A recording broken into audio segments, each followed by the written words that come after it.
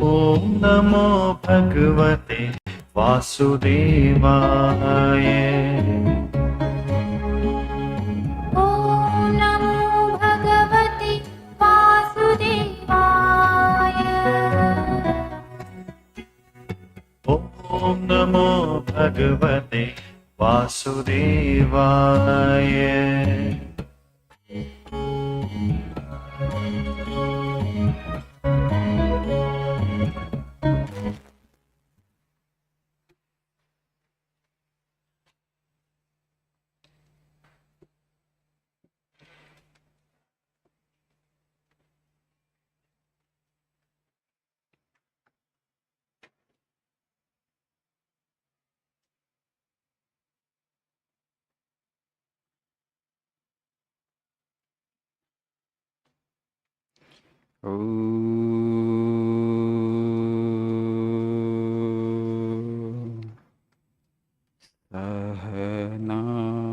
सहनावतु सहनौ भुनक्तु सह वीर्यं करवावहै तेजस्विनावधीतमस्तु मा विद्विषावहै। ॐ शान्ति शान्ति शान्तिः। ॐ असतो मा सद्गमय तमसो मा ज्योतिर्गमय मृत्योर्मामृतङ्गमय। ॐ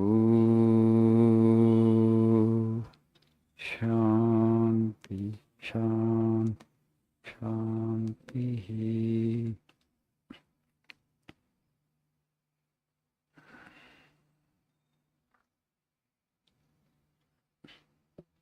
Good morning, Shubhodayam.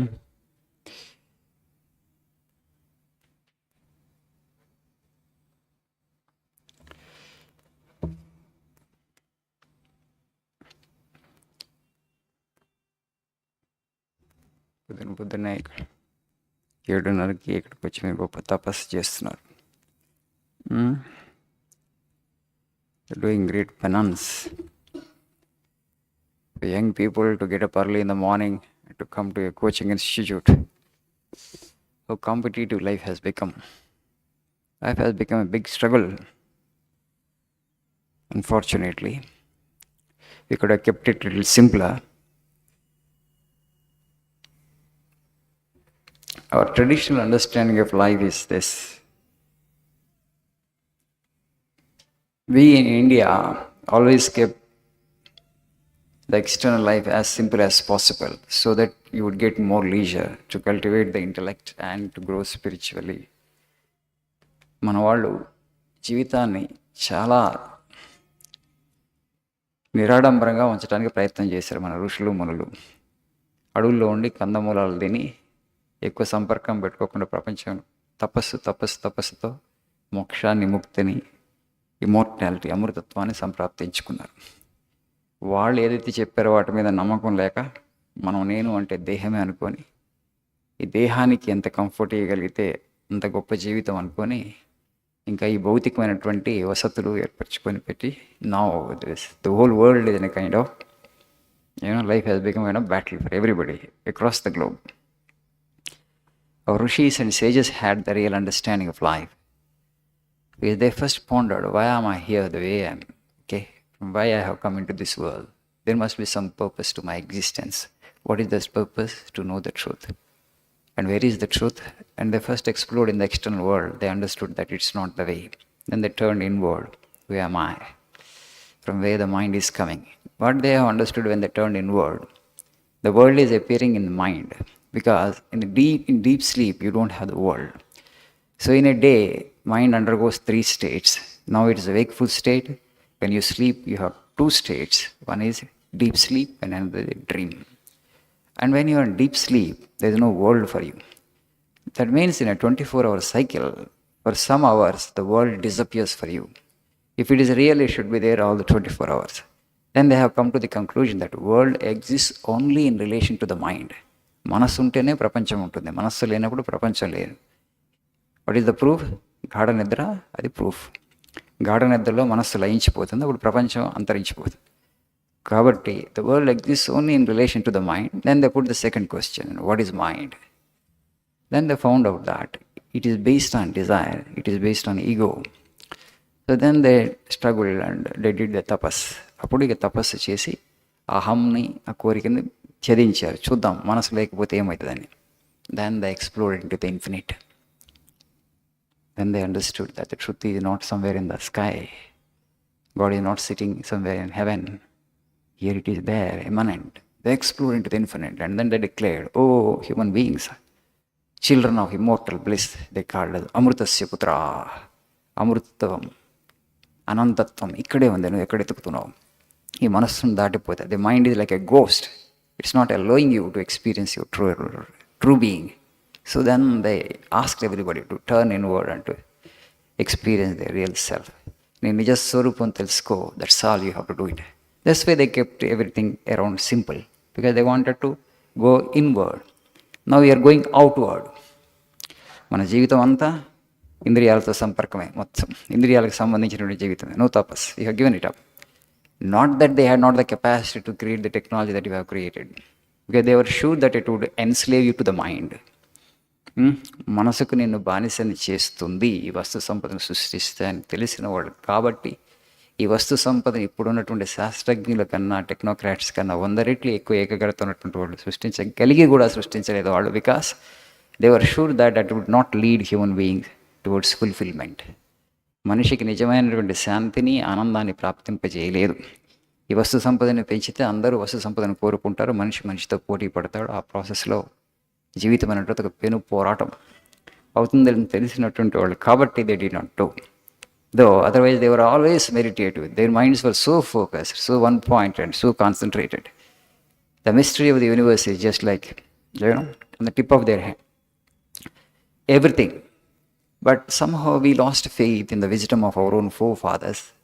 And for the last 7 decades, what we have been studying in our social text is India is a developing country. And then the question arises, we need to develop. How to develop? Which is a developed nation? You start looking towards the West. Okay, పాశ్చాత్య దేశాల వైపు చూడటం మొదలుపెట్టాం. మన భారతీయ నాగరికత, మన మూలాలు, మన విలువలు అన్నింటిని పక్కన పెట్టేసి India is the oldest civilisation in the world. It's 10,000-year-old civilization. We have experimented with the life multiple number of times. We had our prosperity, we had our glory. There were many periods where India attained to the peak. In 1500 actually, the Hampi actually was the second biggest city in the world with a 5 lakh population. And India's GDP is 25% of the global GDP. So because of that Columbus wanted to find a way to India. And of course he landed in American shores.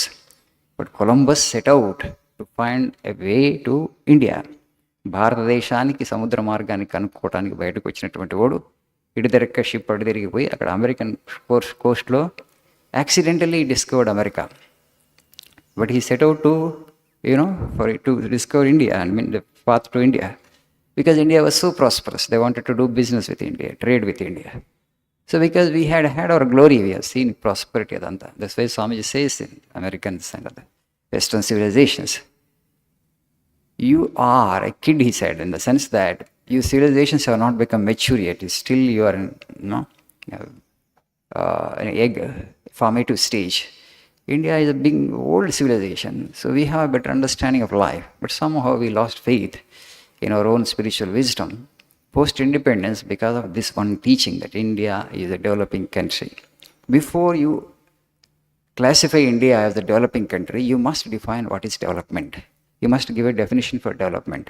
If you just look at it, what is a developed nation? How do you consider a nation as a developed nation? How do you consider a nation as an underdeveloped nation? What is the yardstick that you use? What is the measure that you use? What is your definition of development? ఇది చూస్తే మీకు చాలా ఆశ్చర్యకరంగా ఉంటుంది, హాస్యాస్పదంగా కూడా ఉంటుంది.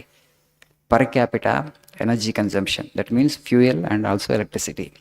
Per capita water consumption, per capita milk consumption, per capita meet consumption. దీని మీద ఆ దేశం అభివృద్ధి చెందినటువంటి దేశమా లేదా అని నిర్ణయిస్తారు. అంటే నువ్వు ఎక్కువ కన్జ్యూమ్ చేస్తే నువ్వు అభివృద్ధి చెందినటువంటి దేశం, you are developed. How come that? you're using more resources means you're developed.